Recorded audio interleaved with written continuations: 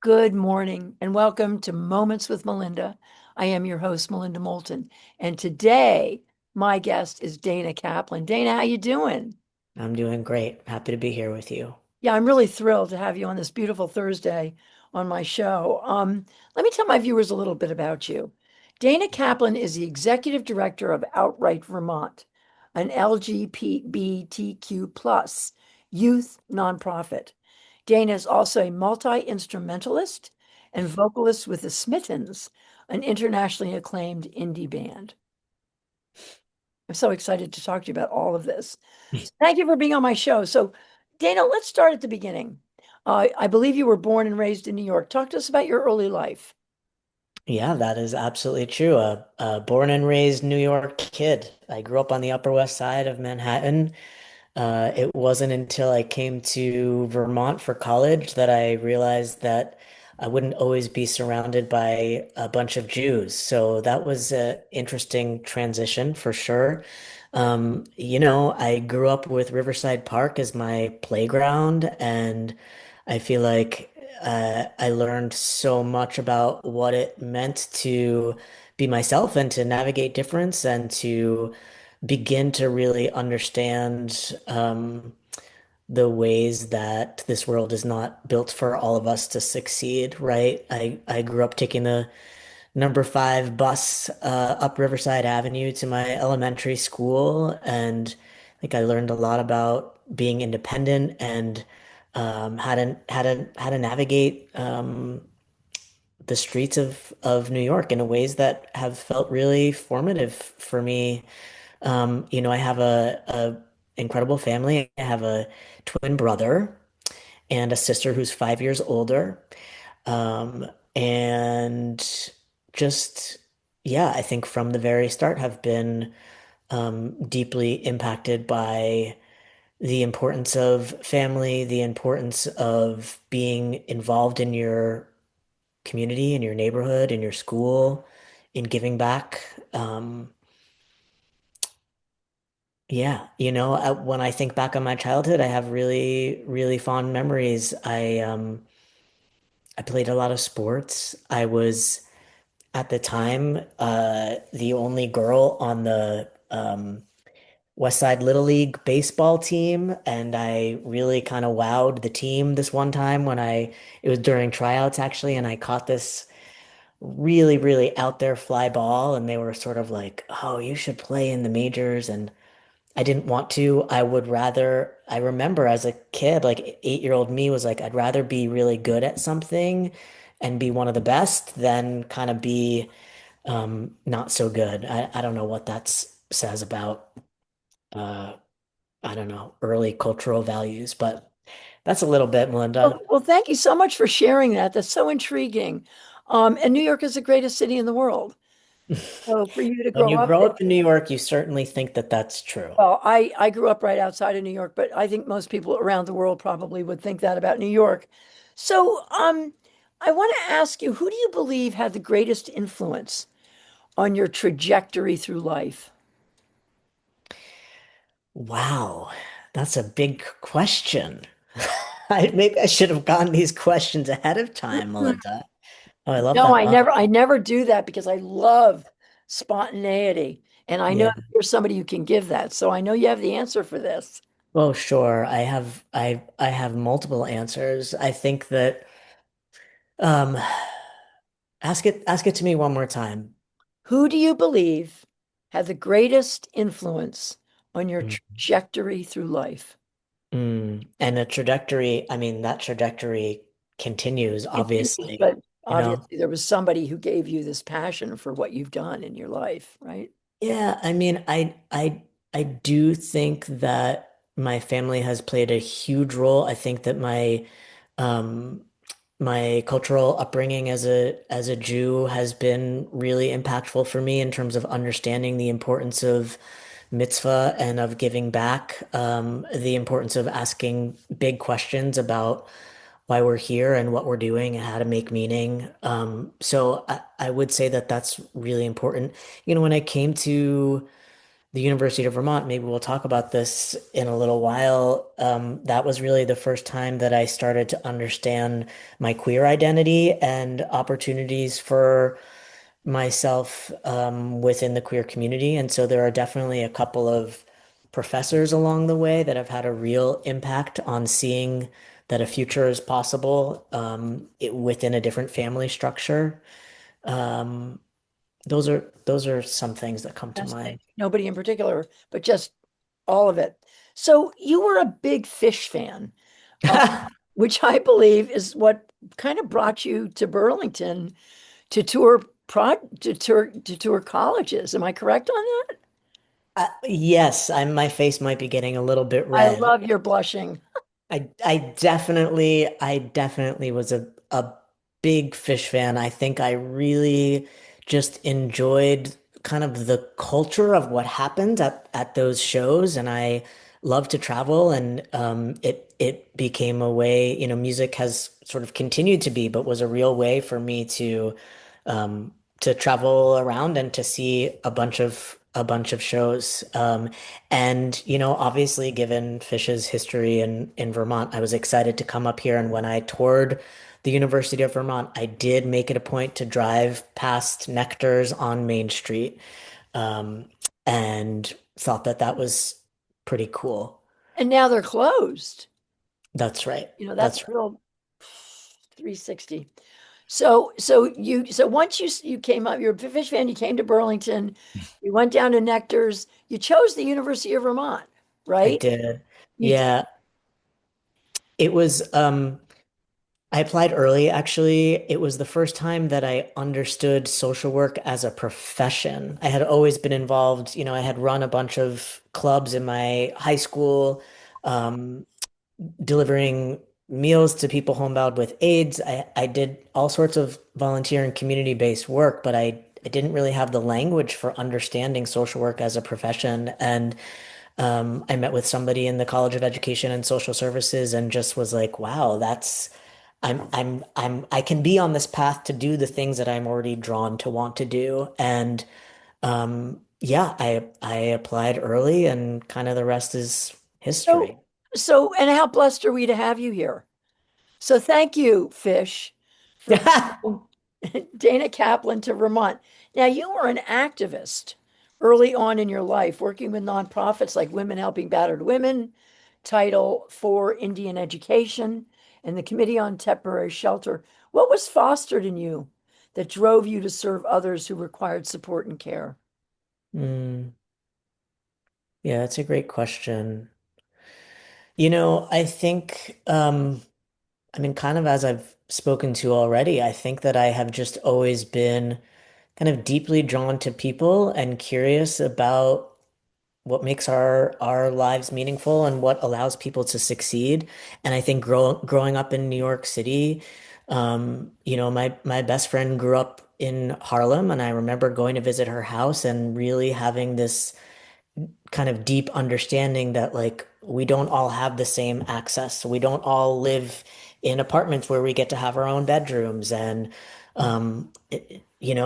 the ways that we are perceived and the color of our skin and what resources we have like that, all of that matters, and impacts our opportunities to thrive. And so I just have always wanted to um, yeah, have a part in connecting with people and where I can kind of be a bridge to new opportunities and something different. And whether that was, working at COTS or working with children who had witnessed forms of domestic violence.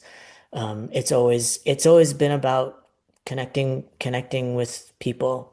And lifting them up and lifting Yeah. them up. And so Dana, you came out as gay, and then 10 years later as trans. Talk to us about this time in your life and how it impacted and inspired you. Mm.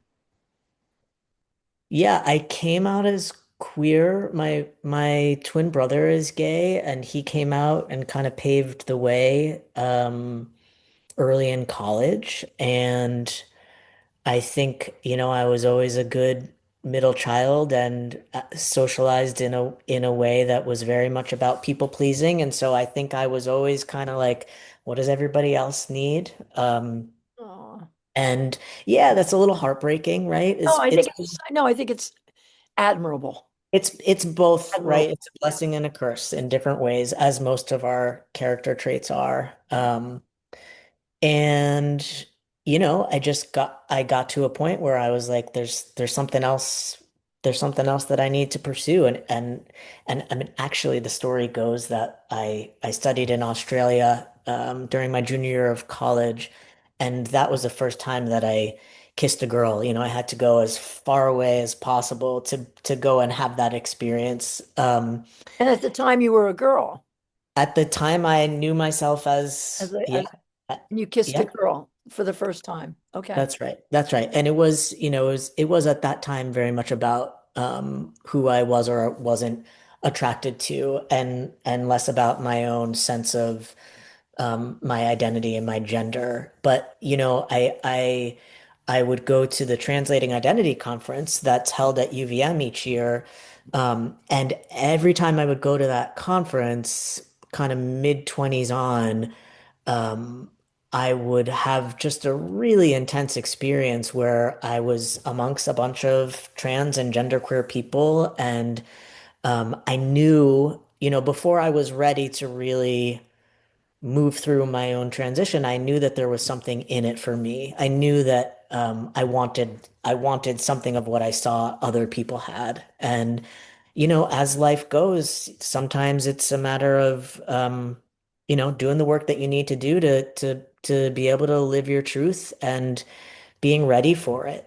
Sometimes our timing isn't right, and we need to wait. We need to work things out a little bit. And so um, yeah, I think once I really understood, like, this is not going to go away. This is not changing. I need to really honor, honor what is going on inside me, and people will come around and support me. And I went through a process of coming out to myself and then my closest people and my family, and yeah, taking the steps that I've needed to take along the way.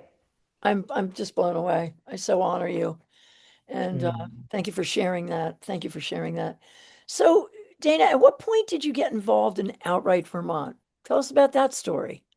Yeah, the first time that I got involved with Outright was actually just after I graduated from college, and I became a Friday night group facilitator. Friday night group is Outright's, signature social support program that started the organization back in 1989. And I was at a point in my own identity where I was like, yeah, I would love to, I want to be a part of something. Sometimes what happens within the field of social work is can be a little bit of this sort of saviorism dynamic where, I have not experienced housing instability or homelessness.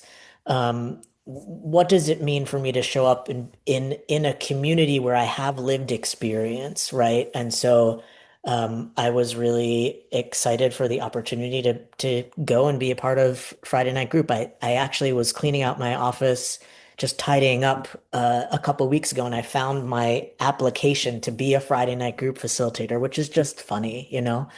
That was back in the early 2000s. And then I was in San Francisco where I traveled for top surgery. And while I was out there, a dear friend of mine sent me the job opening for a director of education at Outright Vermont. And I had finished my graduate degree in mediation and conflict resolution and was really interested in facilitation and training. And kind of one thing led to another. And in 2013, I joined Outright as our director of education.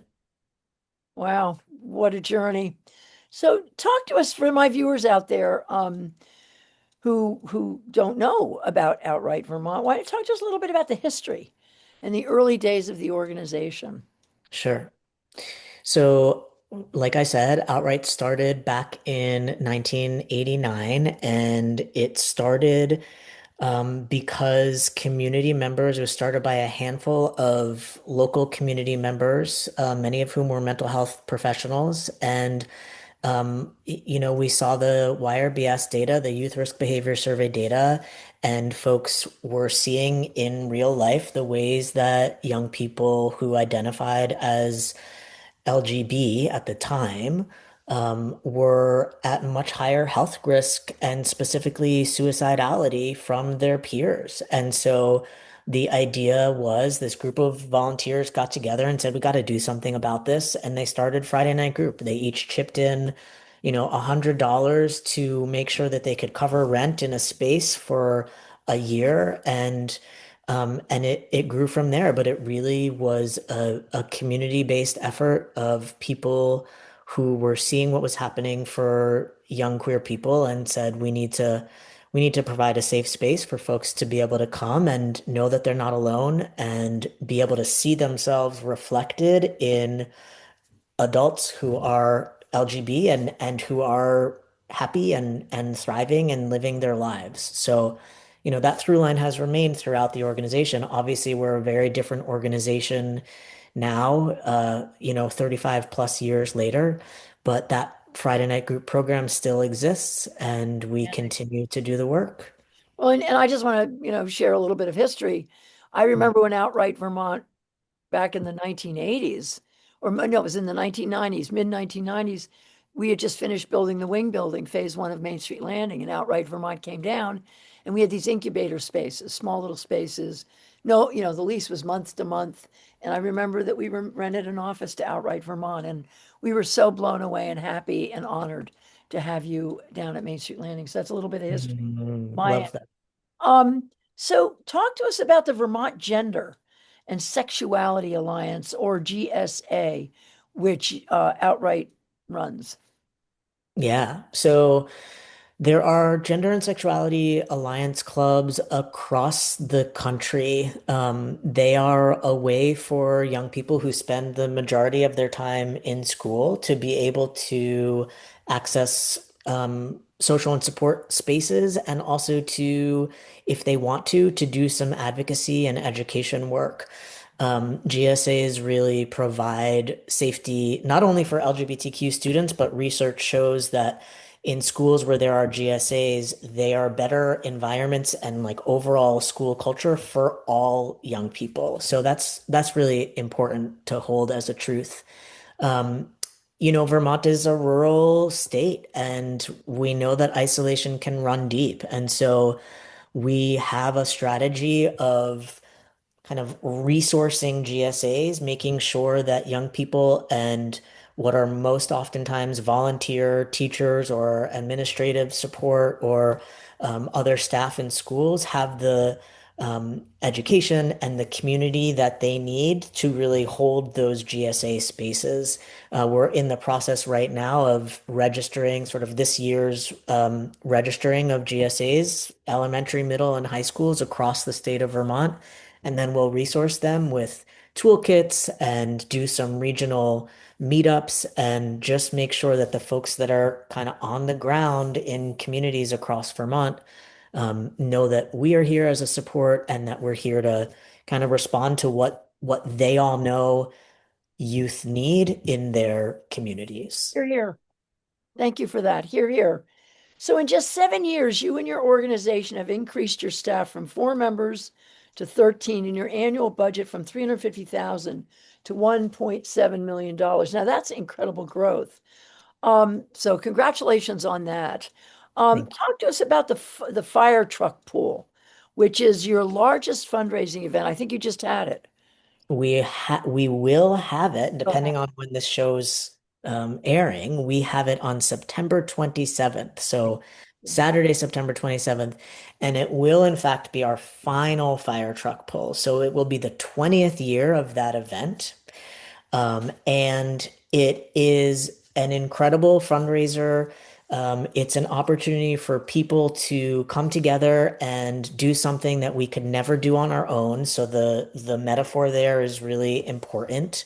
Um, And it's an opportunity to kind of come together and really queer up Church Street, right? People dress up in outfits and there's a Love it. DJ and an MC, and we just really spread joy on Church Street and and raise a bunch of money for Outright's overall mission. So it's Fantastic. So for my viewers on September 28th, go on down to Church Street and participate in the fire truck pool by Outright Vermont. Now, we realize, and I realize certainly, that there has been tremendous painful cruelty emanating from the Trump administration against our LGBTQ plus population. And it is truly horrific and frightening. So how do you support your community and help them to stay positive and feel safe? yeah, thanks. That's such an important question and such a deep need that has always been there, and it has only just been so exacerbated over the last couple of years, specifically given the ways this administration is targeting LGBTQ youth and specifically trans youth. Um, I think it's really important, especially when you're working with young people, to be honest and to be real, you know? Young people are seeing the news and understand what's going on. And so I think part of being able to live a life where you have hope is to understand what's real and true, and then to also be able to see what's possible. Our staff all have lived experience as LGBTQ, BIPOC identified folks with different abilities, right? And so sometimes just by being ourselves and by being out and visible, that's a really important way for folks to see, oh, I can be myself too. I can have a family and I can choose the pronouns that work best for me. And that's part of it. I think that we get so much hope from being in community with each other. So much of what we do is about making sure that young people know that they're not alone. Um, when you grow up LGBTQ, there can be so much violence and discrimination and bullying, and so part of what we do is help people to kind of reclaim the parts of their identity as a superpower. Like, it's incredible for you to get to be your full self. Mm. Don't we all benefit when we all can show up and be exactly who we are? Absolutely. Well, thank you so much for that, Dana. Now, I know that the Burlington City Council did pass a resolution condemning anti-trans hate speech, but you do believe, and you have said, that there is targeted hate in Vermont, and now more than the past years. So moving on here, I could talk to you, I swear, forever. You also believe that your base of supporters has never been stronger, and that it is Mhm. supported by your increase in staff and budget over these past 8 years. Yeah. Most citizens in Vermont support LGBTQ plus rights, right? So for my viewers, I want to share with you the website for Outright is outrightvt.org. Write that down and then go to that website. And I encourage my viewers to visit the site. And if you can, please make a donation. No donation is too small. So share with my viewers how they can get involved in Outright Vermont. Yeah. How can they So get engaged? Yeah, so certainly we've got a really robust email list, and we're constantly trying to make sure that folks have up-to-date and accurate information, not only about what's happening out in the state, but around the country. So we're doing a lot of kind of know your rights sessions and the creation of different toolkits and FAQs for people, just because there's so much misinformation that's flying around right now. Knowledge is power. And so we want to make sure that youth and families and the folks that support them, community members, have accurate information. So on our website, there's a way for folks to sign up for our newsletter. That's a great way to stay engaged. Given this political moment, we are also really expanding our volunteer base. And so there's a way for folks to get involved, and we can have a conversation and say, what is it that you like to do? And is there a need for that here? Whether that's tabling an event or coming into the office and helping with some filing. We've had a real influx of folks that are saying, I want to be a part of the work that's happening. I want to make sure that LGBTQ youth in Vermont and beyond know that I'm here and I'm an ally and that there's support, and that's a really, really wonderful thing. And then obviously, there's again, because of the lack of real and helpful information that is flying out there, I think it's really important for folks to kind of do some of their own inquiry and digging into what are my biases and what do I need to learn about a little bit more, in order to show up for the people in my community. So I think some self-awareness and self-reflection is always really, really important. And then, like you said, Melinda, as a nonprofit organization, we rely on the investment of our community to help us sustain ourselves. And this is a moment where we need to absolutely continue to be bold, that we are not going away, we are not shrinking. We are going to be sustainable and mighty and here for at least the next 35 years. You're going to be around forever. Um, but I want to talk a little real quickly. We only have a few minutes left. Talk to us Mm. about Camp Sunrise and also your Youth Leadership Day, which is in March. Yeah. So one of the areas that we focus on is youth leadership, and we've got an organizing program this year. We've got 10 youth organizers from across the state, and it's really an opportunity for them to be involved in a campaign within their local community and to help connect other young people. We do a leadership day where folks come to the State House and will often testify in various committees, either specific to certain bills or just to share their experiences. And it's a way for them to get in front of folks with levels of power and make sure that their voices and truth is heard. That's an annual event that has grown over time, and we really look forward to it and know that policymakers also are excited to host us. Sunrise is a 146-acre former Boy Scout camp that is in Addison and Rutland counties in the town of Benson and Orwell. And one of the programs that we run is a summer camp program. And we have a huge need for the opportunity to provide more camps. And there was this kind of once in a lifetime opportunity for us, and in partnership with the Housing and Conservation Board and the Vermont Land Trust, we were able to secure a pretty historical grant that allowed us to acquire this land. And over the next couple of years, we will be scaling and making sure that that land has the structures that it needs to have in place in order for us to do things like our camp programming and then also expand. So you asked about youth organizing and the leadership program. They just had a retreat down at Sunrise the other week. We understand the ways that marginalized folks oftentimes do not have access to land and to the beautiful outdoors. And so it's really an opportunity for us to grow our programming year round and to allow young folks to be a part of the healing that can happen when we're in nature. Thank you for that. So, Dana, what words of wisdom would you leave our children? For these children are facing an unknown future filled with so many challenges. What can you leave them today? I think it's always important that young folks know that they are believed.